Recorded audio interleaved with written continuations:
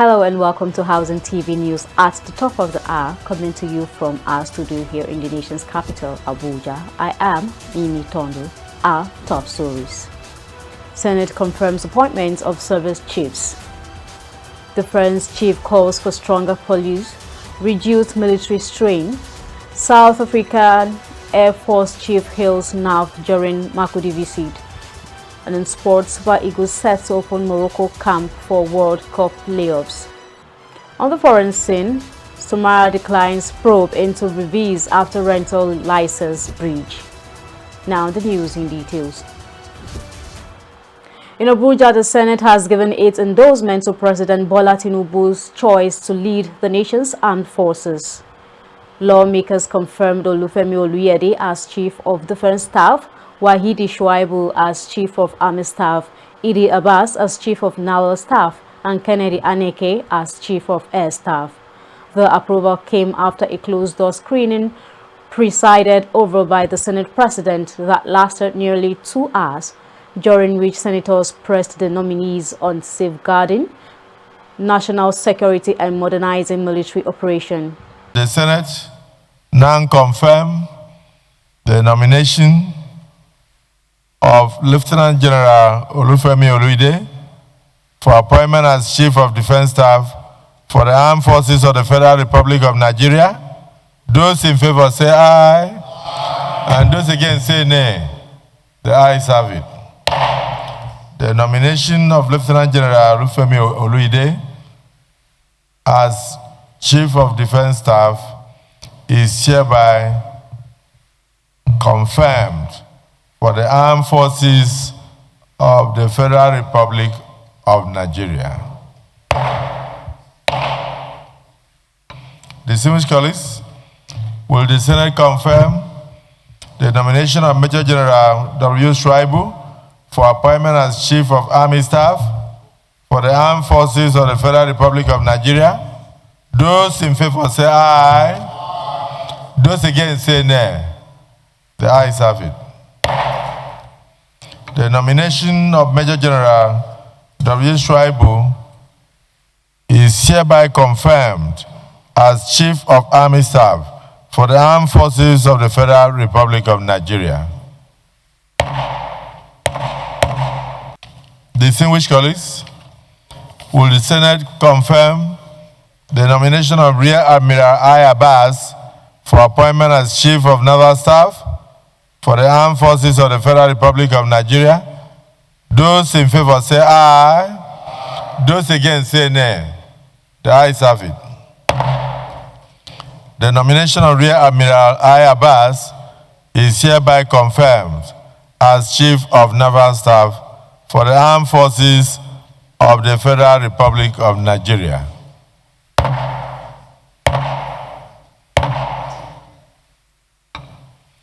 Distinguished colleagues, will the Senate confirm the nomination of Air Vice Marshal S.K. Aneke for appointment as Chief of Air Staff for the Armed Forces of the Federal Republic of Nigeria? Those in favor say aye. Those against say nay. The ayes have it. The nomination of Air Vice Marshal S.K. Aneke is hereby confirmed as Chief of Air Staff for the Armed Forces of the Federal Republic of Nigeria. Let me congratulate the new service chiefs who have just been confirmed by the Nigerian Senate in line with their constitutional mandate. And also thank the President for the selection of the nominees who have been so approved and confirmed by this august chamber. On the whole, we believe that this will renew the hope of Nigerians in respect of restoring security to our nation. Though security is everybody's business, but we found them fit and very capable. Almost all of them emerging from the theaters of war in different parts of the world and different parts of the country. So we congratulate President Bola Ahmed Tinubu GCFR, for making these choices, and also congratulate the Nigerian Senate for spending the whole day suspending every other item to go into this issue of screening, approval, and confirmation. May God Almighty guide all the service chiefs together with the Chief of Defense Staff to add value and enhance the security of lives and properties in our dear nation. Can we say amen? The newly confirmed officer will be sworn in once the president completes official formalities. Away from that story, the Senate screening of the military service chiefs placed national security strategy in sharp focus as the Chief of Defense Staff, Lieutenant General Olufemi Oluyede, underscored the urgent need to strengthen the Nigeria police force in order to manage internal security challenges more effectively and reduce the military continuous deployments across the country. Addressing lawmakers' questions that sustained counter-terrorism and anti-banditry operations are stretching the armed forces, which could erode operational efficiency, he advocates a unified national security approach supported by modern equipment and enhanced cooperation between civilian security agencies and the military to ensure lasting peace. Added to this is the need for us to improve probably structure the police force, because most of the job that is being done by the army as we speak actually lies within the purview of the police. So it's important for the nation to empower the police, make it stronger, make it more formidable, so that they can do their job while we concentrate on defending Nigeria against external aggression.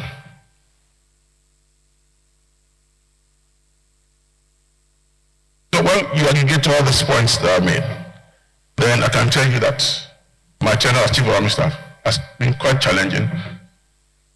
But I can tell you that within the ambit of what we have and the resources made available to us, we're able to face some of the challenges.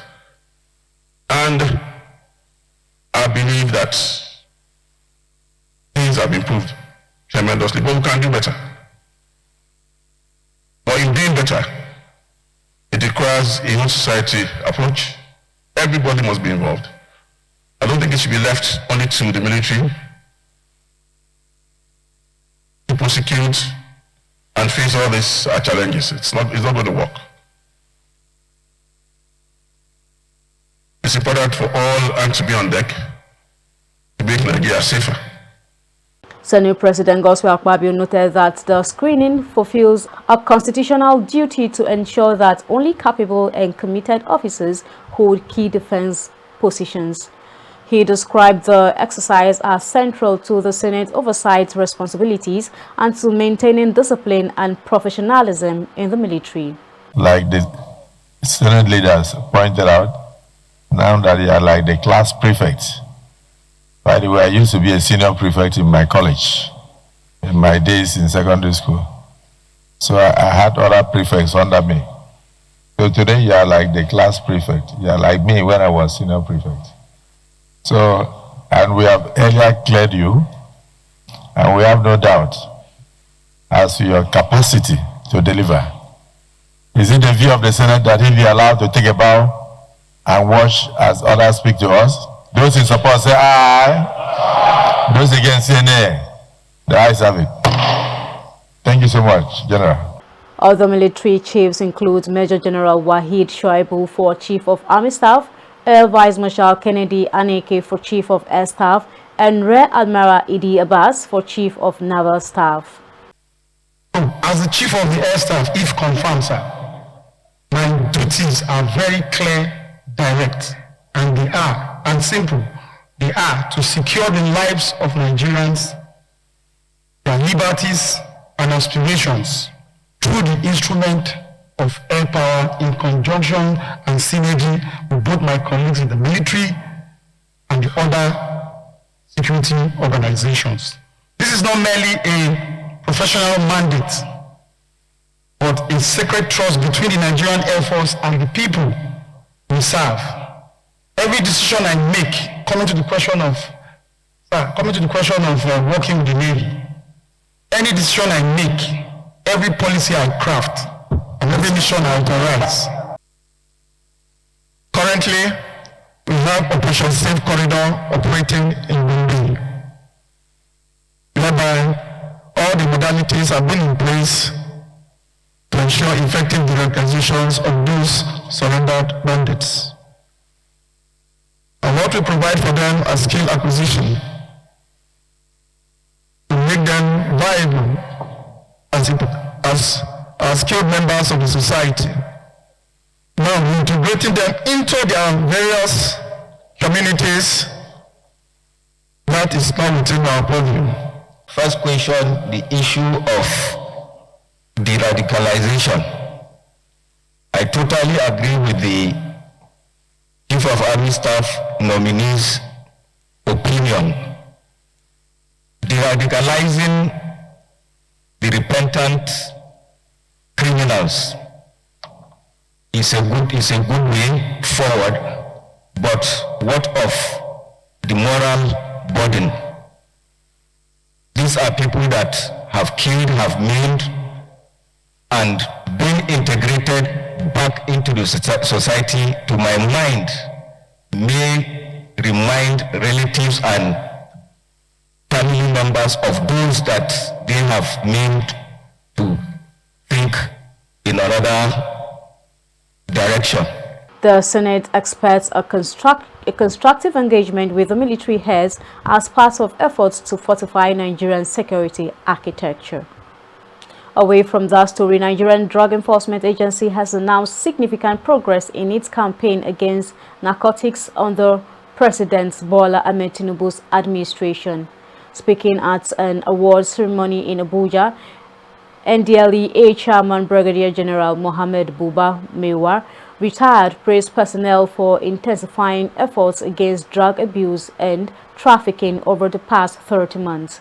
According to the agency, 45,853 suspects have been arrested, more than 8.5 million kilograms of illegal drugs seized, and 9,263 offenders convicted during that period. In addition, 26,613 drug users received counseling and rehabilitation, while nearly 10,000 public sensitization activities were carried out nationwide. General Marwa presented commendation letters and awards to 220 officers for exceptional service and decorated 15 senior personnel with new ranks. He said the recognition system is designed to sustain morale and reinforce values such as loyalty, integrity, and courage. He described drug trafficking as a serious threat to Nigerian security, economy, and social stability, warning that criminal networks fuel other illicit activities and insurgency. He emphasized that every intercepted shipment and dismantled operation weakens those criminal structures. General Marwa called for continued vigilance, adherence to standard procedures, and commitment to dismantling drug cartels as capacity expands.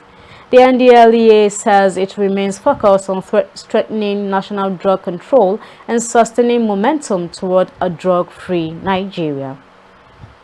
Away from that story, the federal government has announced fresh financial interventions and renewed dialogue efforts aimed at stabilizing Nigeria's university system and improving academic staff welfare. The Minister of Education, Chief Marof Olatunji Alausa, reported that 2.3 billion naira has been released to federal universities to settle salary and promotion arrears classified under Batch 8, the funds. Proceed through the Office of the Accountant General of the Federation are parts of an ongoing effort to clear inherited obligations and enhance working conditions across tertiary institutions. The government is also finalizing payment of outstanding third-party deductions and pension remittances to NUPEMCO. In a major policy step, an academic allowance will be fully integrated into university salaries beginning in 2026 to ensure disbursement. In addition, funding under the Needs Assessments Program has been released with budgetary provisions secured for continuity. Dr. Alausa emphasized that the Tinubu administration is committed to transparent and sustainable negotiations with ASU and other university-based unions. He noted that the Yayali Ahmed Committee continues to facilitate constructive engagement between government and union representatives to resolve long-standing concerns. Government officials expressed confidence that the ongoing fiscal interventions, reforms and dialogue will help restore stability in universities and reinforce Nigeria's higher education system as a driver of national development. And now, the Force Commander of Operations, Major General Moses Gara, has encouraged troops deployed in Benue State to remain committed, united and professional as they carry out internal security duties. During an open operation tour of the Chief of Army Staff Intervention Battalion locations in Tetio and Yogbo communities in Guma local government area, the commander highlighted the value of the teamwork and discipline in ensuring mission success. Major General Gara reminded personnel to look out for one another, stressing that mutual support is essential for survival and operational effectiveness. A comrade behind increased vulnerability in the field, underscoring the principle of brotherhood in combat. The commander also emphasized strict weapon maintenance and readiness, noting that effective handling of equipment directly enhanced combat capability and mission accomplishment. He commended the troops for their professional conduct and resilience, observing that their presence has significantly improved security in the area. According to him, peace has returned as farmers resume activities in their communities and displaced residents return home. Still in Benue, the chief of the South African Air Force, Lieutenant General Wiseman Simon Bambo, has commended the Nigerian Air Force for its professionalism and operational advancement during an official visit to the Tactical Air Command in Makudi. The visit, conducted as part of broader efforts to deepen cooperation between the two air forces, included senior officers from both countries. Lieutenant General Mbambo arrived with the NAV Chief of Operations, Air Vice Marshal Francis Edosa, and was received by the Air Force Commanding Tactical Air Commander, Air Vice Marshal Patrick Obea. Briefing provided to the delegation highlighted the command's role in protecting Nigeria's airspace, supporting internal security operations, and delivering radar and surveillance coverage. The program also featured aircraft displays and technical demonstrations showcasing maintenance standard and engineering capability. Lieutenant General Mbambo praised the Nigerian Air Force for its steady growth and commitment to innovation, noting that an enhanced partnership will help strengthen Africans' collective air power and security. Air Vice Marshal Obea described the visit as an affirmation of long-standing ties and shared professional values. He emphasized that collaboration will expand opportunities for joint training, technology development, and strategic cooperation in addressing emergency security challenges across the continent. The engagement reaffirmed the strategic partnership between Nigeria and South Africa and the shared goal of advancing regional stability and defense capability. St. Winifred Girls Secondary School in Vanike has announced a one-week midterm break following a fire that destroyed one of its hostels on the night of 28 October 2025. The decision came after an emergency meeting involving school leadership, the PTA, and key stakeholders. Principal Reverend Isaac Shale described the incident as a painful loss, noting that affected hostel was one of the school's most valued facilities. He expressed gratitude that no casualties were recorded, while acknowledging the emotional and infrastructural impact. Students are to commence a break on 30th October and return on 8th November, giving management time to reorganize facilities and ensure conducive environments for learning. SS3 students will remain on campus as they continue preparations for external examinations. The school thanked parents and guardians for their cooperation and reassured the community of its commitment to students' safety and academic continuity. St. Winifred's Girls Secondary School has appealed to the Benue State government, corporate bodies, NGOs, and individuals to support rebuilding efforts. Now in Kaduna State, participants at the 6th Kano Social Influencers Summit have emphasized the need for ethical and responsible application of artificial intelligence to strengthen anti-corruption efforts and enhance transparency in public governance. The two-day forum hosted at Khalifa Ishaku Rabiu University in Kano convened academics, civil society groups, regulators, and members of the public to explore how AI can support inclusive and accountable governance. Sessions charged by Professor Tunde Akani and Professor Jibrin Ibrahim examined ethical consideration, equity, and oversights in AI adoption, with speakers stressing that technology must serve public interest and uphold democratic values. At the close of deliberation, participants committed to promoting accountability, transparency, and principled AI deployment as tools for national development and social progress. The Federal Teaching Hospital in Kebbi says it has successfully treated and discharged more than 500 cancer patients. The disclosure came as the Chief Medical Director hosted the wife of the Kebbi State Governor, Nafisa Nasiru Idris, during her walkaway cancer advocacy visit. During the visit, Mrs. Idris toured key medical units, offered financial support to patients, and prayed for their recovery. Addressing reporters through acting chairman of the Medical Advisory Committee, Dr. Mohammed Danyaro Rewanu, the Chief Medical Director, Dr. Aliyu Hamza Balarabe, retired that cancer is not a death sentence, stressing the importance of early detection and timely medical intervention, particularly for rural communities. Dr. Balarabe noted that the hospital remains committed to delivering comprehensive and quality care to all patients who seek treatment at the facility.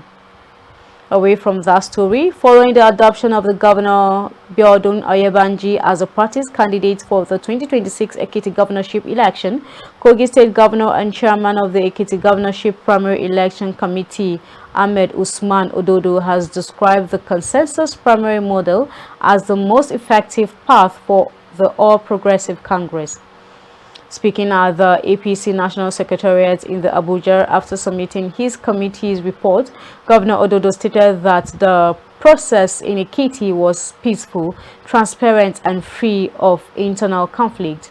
He credited the success to the leadership of the President Bola Ahmed Tinubu, whom he commended as a unifying and visionary leader, steering the party with sincerity and discipline. Let me first of all appreciate you all that you have made it possible for us to witness today at this very moment. I want to appreciate Mr. President, our father, our leader, the president of this great nation. I want to appreciate him for being a loving father, for being a father that is out to see the progress of this nation. What we are witnessing today and the exercise we have gone to the state to do, that we are celebrating today, being the first of its kind. It is because we have a sincere father, a sincere leader that is leading from the front sincerely. We cannot thank him enough. We continue to pray for him. And of course, I want to assure Mr. President that we, the children, we are with him, we are by him, we are praying for him, and we are working already to carry this mantle of leadership of his to the grassroots. And of course, I want to stress it, that with what Mr. President is doing today for us in Nigeria, he doesn't need to stress himself. Come 2027, will be at the forefront to drive that process. Governor Ododo reaffirms party members' commitment to President Tinubu's re-election bid in 2027, stressing that the president continues to enjoy strong nationwide support within the APC. Let me also recognize and appreciate our national chairman, Professor Naftawe Wata, for his leadership style, for giving everybody a plain level ground to prove themselves. He has brought innovation to a party, and of course, I know every other party will copy from him. He has laid a template, a foundation that, of course, the entire nation, all political parties will come to copy so that we can continue to move forward. In the history of this country, it has never happened before now. But with Mr. President's love and innovation is happening during his own time, during our own time. Consensus method of primaries. History has been made in Ekiti State. History has been made in this country that for the first time under the leadership of President Bola Ahmed Tinubu, ABC have made this template. Consensus mode of primary election. Most of us don't know what it means. I'll tell you, as it is today, the issue of litigation, no crisis, no fighting, no destruction, no waste of resources. Ekiti have saved a lot of resources for development. And of course, I know the party will build on this legacy. And of course, whether you like me or not, you cannot talk about that process that you not, your thought, your mind will stream to the chairman and the members of the committee that run that process. I want to thank Mr. President for giving me this opportunity to serve my father's land and to deliver on this national assignment. I want to thank all my members and the NWC members for their support. All the stakeholders of the state, I want to thank them for their understanding, for the love they have for their state and this country. And I want to assure them that it's a process that have come to stay. We will all key into it. I want to appreciate all of us for standing with by Mr. President to deliver on this mandate. Mr. President is trying his best. His programs and policies is already getting results. What we are celebrating today is the handle of Mr. President. I want to thank him most sincerely, and I want to assure him that the entire nation is with him. We are praying for him, and of course, we will deliver for him 100%. He also praised APC National Chairman Professor Nentawe Yelwada for providing stable and strategic leadership, which he said is positioning the party as a model for across the country. We take a break here. News stories from the big sector are up next. Stay with us. Are you wondering on how to get accurate prices of building materials from various markets across Nigeria? Subscribe to Housing TV Africa on YouTube to get your weekly update on prices of building materials. Housing TV Africa, your first in housing news. You're still watching Housing TV News at the top of the hour. Now to the B sector. Several days after the Lagos State government carried out a late-night demolition of waterfront settlements along Tolo Alashe Street in Oworoshoki, scores of displaced women and children remain stranded with no shelter or clear support pathway. A visit to the scene revealed what was once a vibrant community now reduced to heaps of rubble, broken blocks, twisted roofing sheets, and scattered personal belongings. Residents sat beside salvaged household items, unsure of their next move as the area resembled a displaced person's camp. One resident, Rebecca, a mother of one, explained that she recently returned from the hospital after treatment for a spinal cord condition, only to find her newly rented two-room apartment destroyed. She stated that she had paid 360,000 naira for the space 2 months earlier and lost her home, her small food business and personal savings. Overwhelmed by the losses, she said she considered taking her life before relatives intervened. In desperation, she has begun selling her remaining possessions, including a standing fan purchased for 35,000 naira, which she said scrap buyers offered to purchase for as little as 1,000 naira simply to afford food and medication. Another affected resident, Jumai, who lived in the community for a decade, recounted how she and her children fled around 11 p.m. when bulldozers moved in to her. They escaped with only a few items, leaving behind their home and a small pepper soup business that served as their livelihood. Many residents continue to camp at the roadside with visible distress, stating they have received no relocation support or emergency relief.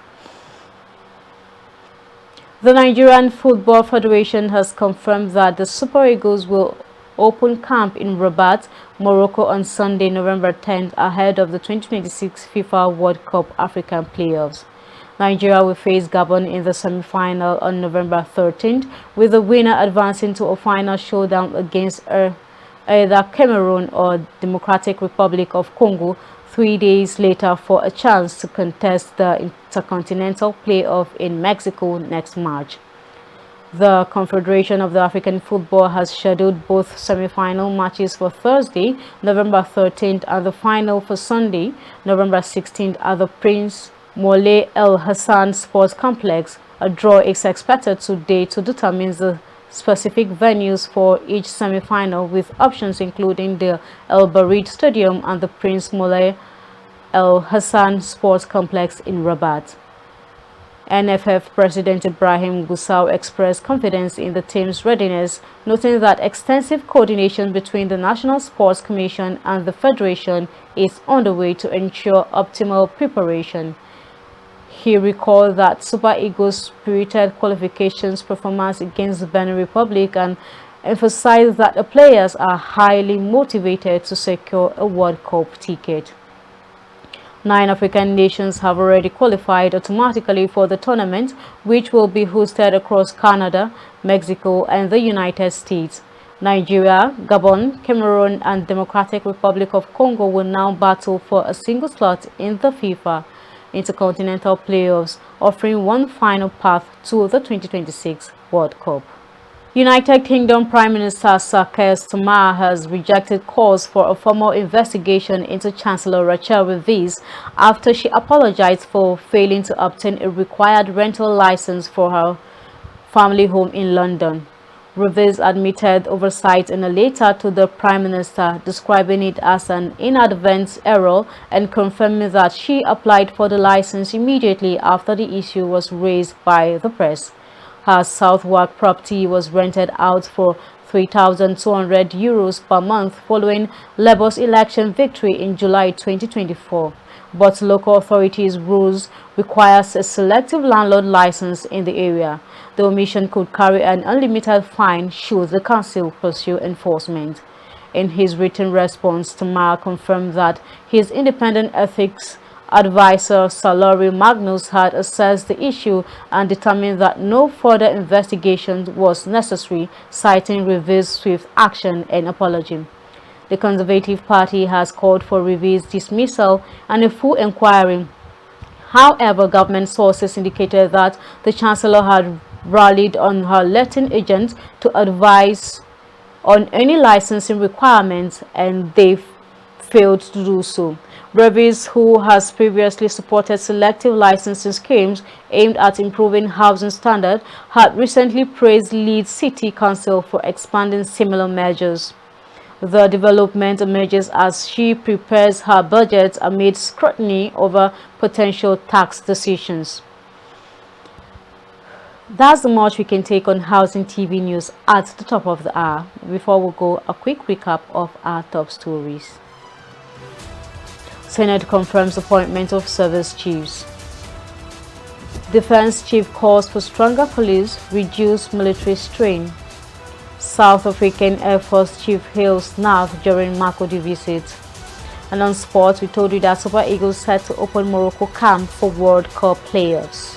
On the foreign scene, Tamara declines probe into Revis after rental license breach. For more news in the housing sector, subscribe to Housing TV Africa on YouTube and follow Housing TV on all social media platforms. Download the Housing TV African mobile app on Google Play Store and Apple Store. Many thanks for watching. I am Mimi Tondo. Bye for now.